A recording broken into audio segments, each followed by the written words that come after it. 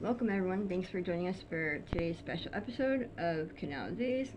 I am your host Carrie, here with my co-host and the founder of Historical Tours of Greater Holyoke, Robert Como. Today's episode, he will be acquainting us with the well-known Quabbin Reservoir, primarily located within Belchertown and Ware, Massachusetts. So, for those who might not be familiar, can you educate us on the initial motive for creating the Quabbin?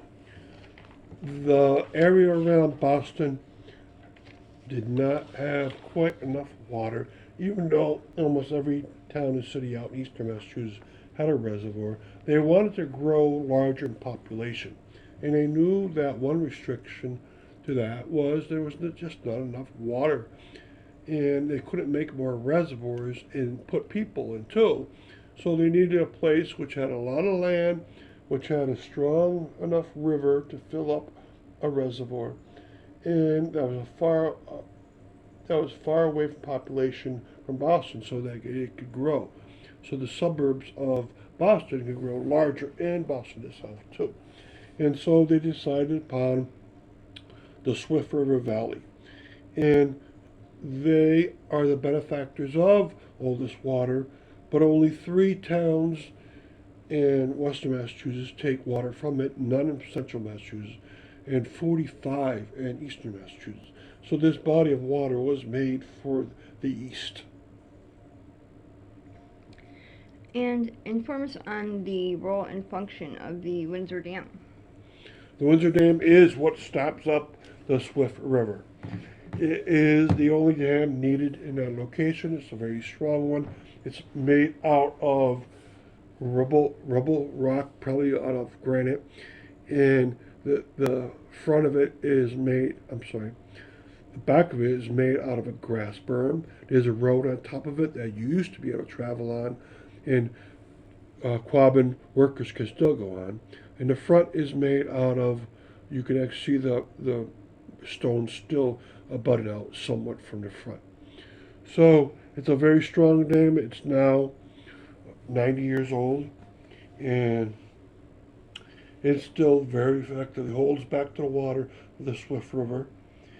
There are other structures around that help in adventure, but this is the only one that really holds back that water. It took about 6 years for the Quabbin water to entirely fill up to as high as they wanted to fill up, so that the spillway was not breached for 6 years.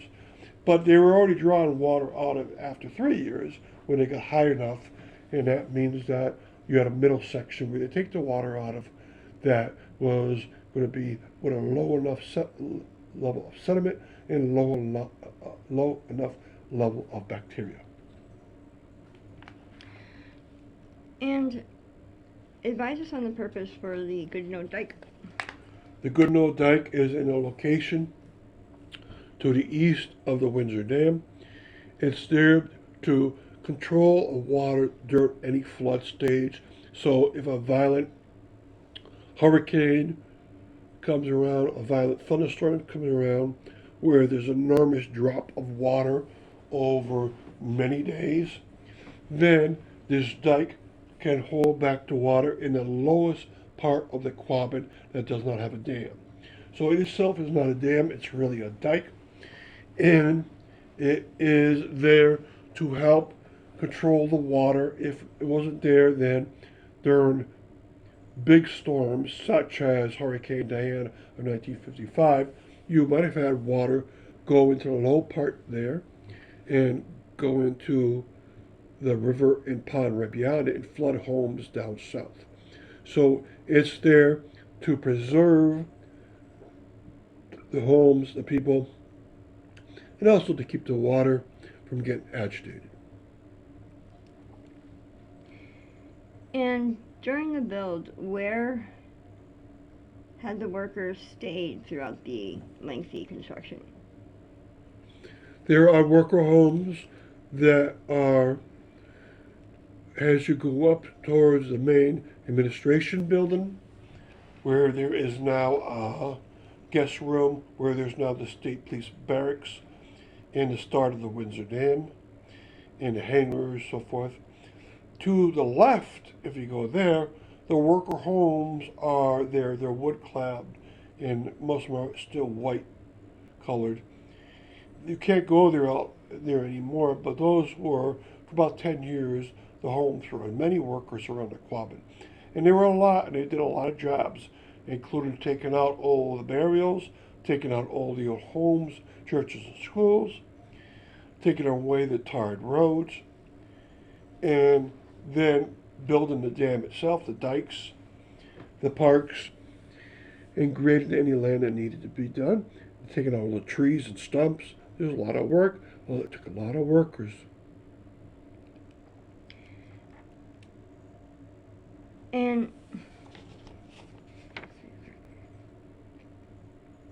And previously, there were burials amongst the land where the Quabbin was built. So, can you unveil where those burials were moved to, and if they were? There was 27 cemeteries that had to be moved. Some of them would have been beneath the Quabbin itself. Others were in the watershed of the Swift River Valley near the Quabbin and had to be moved too. The ones that would have been submerged had to be moved for two reasons, because the descendants of the deceased person wouldn't have been able to go up to the body, but also you didn't want to have decayed body put out organic molecules into the water, which could contaminate the water. Others that were in the floodplain, you could have left them in place for the relatives to go visit, but they didn't want a lot of people around the area. Plus, very slowly, decayed matter could have got into the water seeping by. So, they started up Quabbin Park Cemetery, a gorgeous memorial cemetery for all the burials that they found. They never found any Native American burials, but if they did, they would have left them in place. All the cemeteries were moved. A lot of them were family cemeteries. They weren't all from the four disincorporated towns. Some were from towns around it that they had to move the cemetery. And this was a lot of work, but they did a wonderful job. And so Quabbin Cemetery is a gorgeous cemetery now. They're not buried by the towns. They're not buried by the cemeteries. They're buried by who came in first during the workday. Families were kept together, though. If they had the same names on one stone, they call those family members and bury them together. So that's the best unit they can keep up with. If you are a descendant of anyone that's buried there, then you can be buried there yourself. If you're a descendant of workers that worked at Quabbin, you can be buried there yourself. So there are still people being buried there, grandchildren, our great-grandchildren of the people moved. And advise the listeners where they could discover more information if they were interested in learning about the Quabbin Reservoir. There's many books written, probably over 100, from every different vantage point. And there's also internet resources such as every house and every structure that was taken down. Before they took it down or moved it, they would take a picture of it. So the churches of the Quabbin exist on pictures. One of the churches was taken out wholesale and moved to South Hadley. The burial grounds also had pictures taken of them. So every gravestone, front and back, had a picture taken of it whenever they had an inscription on it. So along with the burial and the gravestones, there's also pictures from the 1930s of everything that was moved. So everything has a picture now, so you can recreate what the Quabbin looked like. There's old maps, especially in the old Beers catalog, which I was just looking at. You can actually go and figure out where a house was, find this picture on the internet, and recreate it. The same with cemeteries. Now, also, there's many books about people that lived in the Quabbin area. There's books about each of the disincorporated towns, including Enfield, Greenwich to the east, Dana to the north, and Prescott to the west. Enfield's the one that most people go visit. It's towards the south. It's where Quabbin Park is mostly located. A bit of Prescott off to the side also is part of the park. And the many books included story about the workers, story about the churches that were there, trails, roads, what the village life was like, what the last days of the Quabbin people were like, so forth and so on. So, you have, to your heart's content, can read all you want about the Quabbin. One of the best documentary videos is called Beneath Quabbin, and that was done by a University of Massachusetts professor. And he had a squad of videographers, and they went down with the state police on their boats and were able to dive below the surface of the Quabbin to visit the old villages and see foundations, to see old bottles, to see old roads coming in, and to see the new fish life and plant life that's down there. And are you fascinated by local history and eager to investigate the obscure treasures off the beaten path throughout the state of Massachusetts? Or maybe just seeking an unforgettable cultural activity for family and friends to enjoy? Look no further than Historical Tours of Greater Holyoke, founded by Robert Camus. With over a decade of experience, Robert offers captivating tours and presentations of historic sites and landmarks throughout the state. Whether you're interested in canals, cemeteries, charming churches, or more, Robert's tours provide a unique and enriching experience for all. And that's not it. You can also schedule private tours tailored to your interests, ensuring a personalized adventure and unforgettable memories. Perfect for families or groups of all sizes, making for an exciting hands-on learning experience that brings history to life. Simply visit holyokecanaltour.org or email bobcat4214 capital B at yahoo.com to book your private tour today. So getting back to our special episode on Quabbin Reservoir, can you describe the trail systems throughout Quabbin? There are many trails around.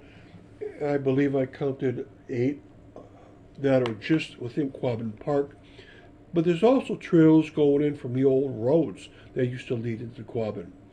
So Prescott, Dana, Greenwich had old roads going in, and those roads you could follow in.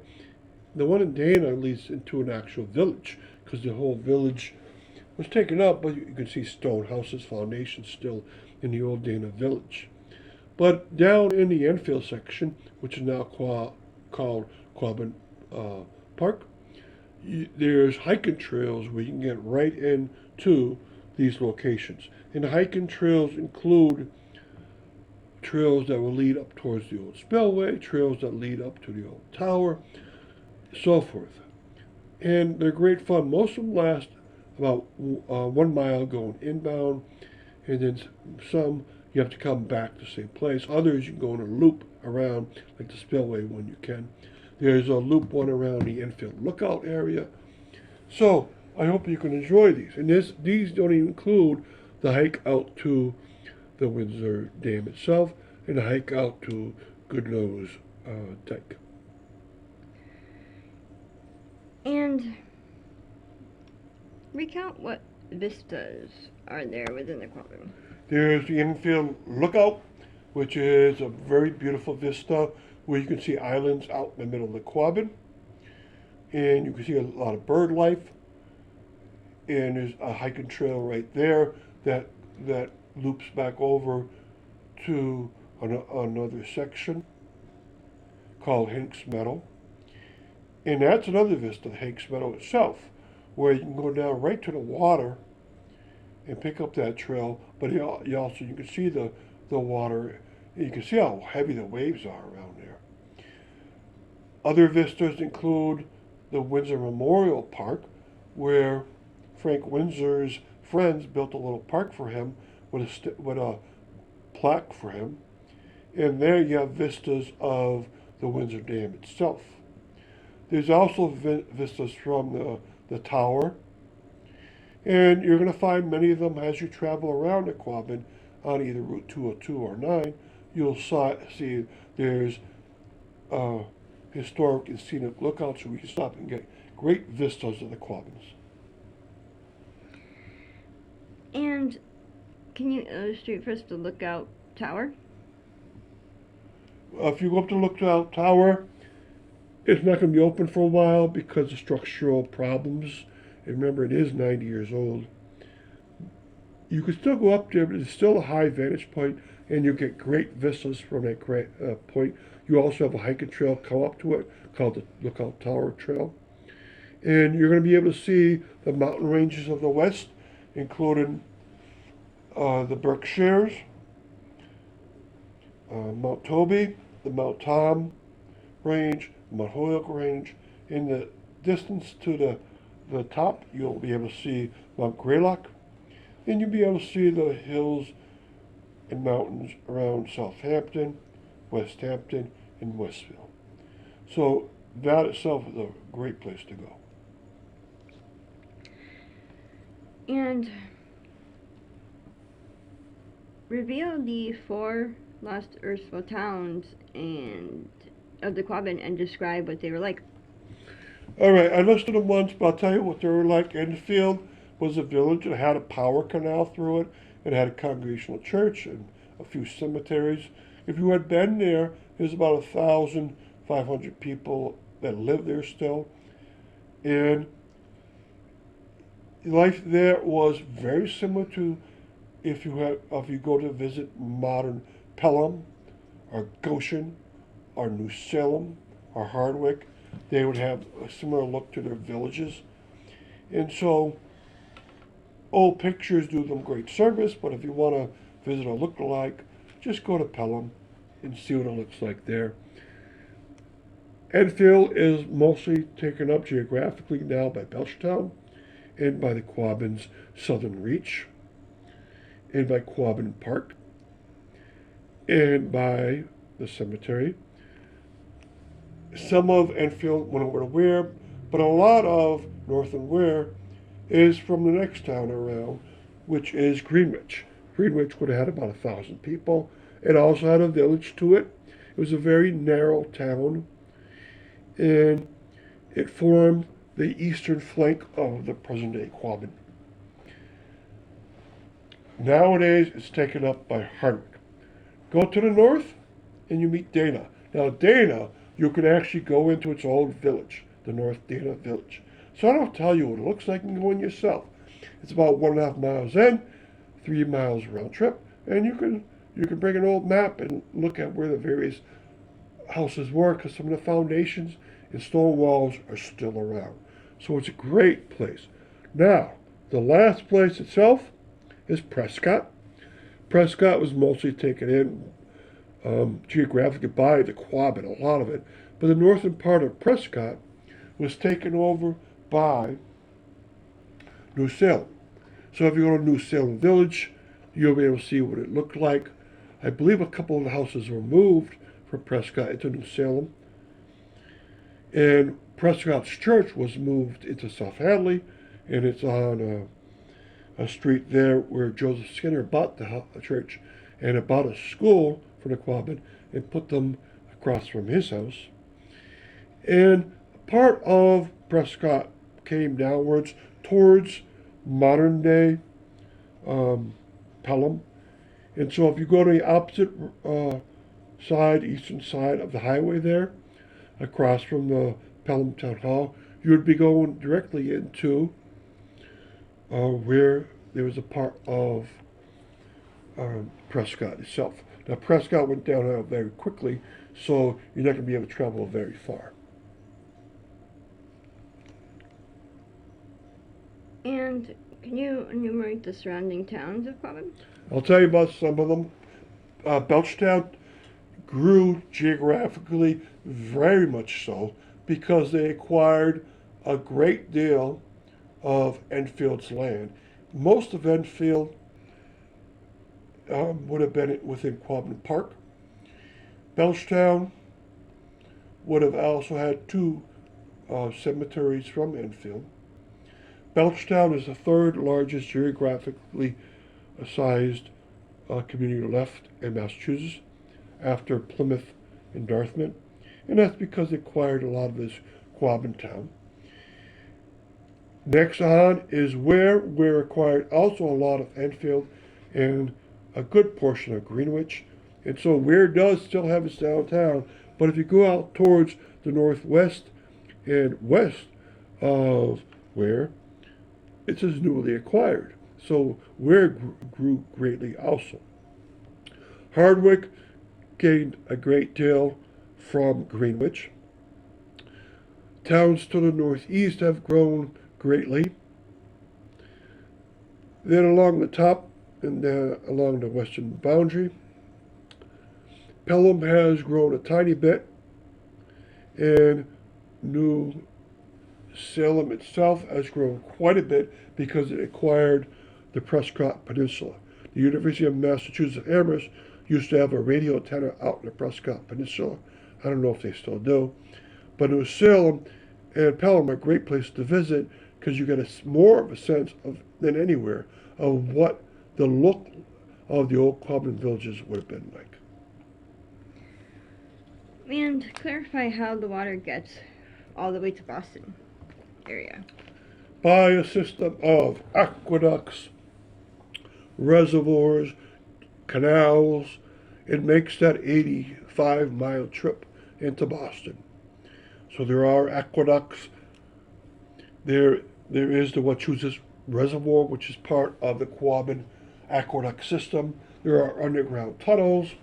There are canals along the way.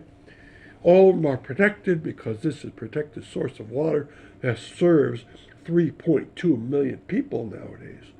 So it's very important. Almost half the people of Massachusetts uses its water. And so thus, it by itself is a great place to follow if you can know where to go and look at the various pieces of it, the outtake, and then Wachusett Reservoir itself. And the aqueduct is great to look at. And thank you for joining us for Canal Days and today's episode on the Quabbin Reservoir. We hope you enjoyed uncovering some of the hidden and overlooked marbles and their fascinating stories that shaped our past in the state of Massachusetts. A special thanks to Robert Camus, founder of Historical Tours of Greater Holyoke, for sharing his passion and expertise with us. Remember, you can find more information about Robert's tours, book private tours, and explore the Canal Days video and podcast series at holyokecanaltour.org. If you enjoyed today's episode, please like, comment, and share. We'd love to hear your thoughts and suggestions for future episodes. Thanks for listening, and don't forget to tune to our next episode of Canal Days.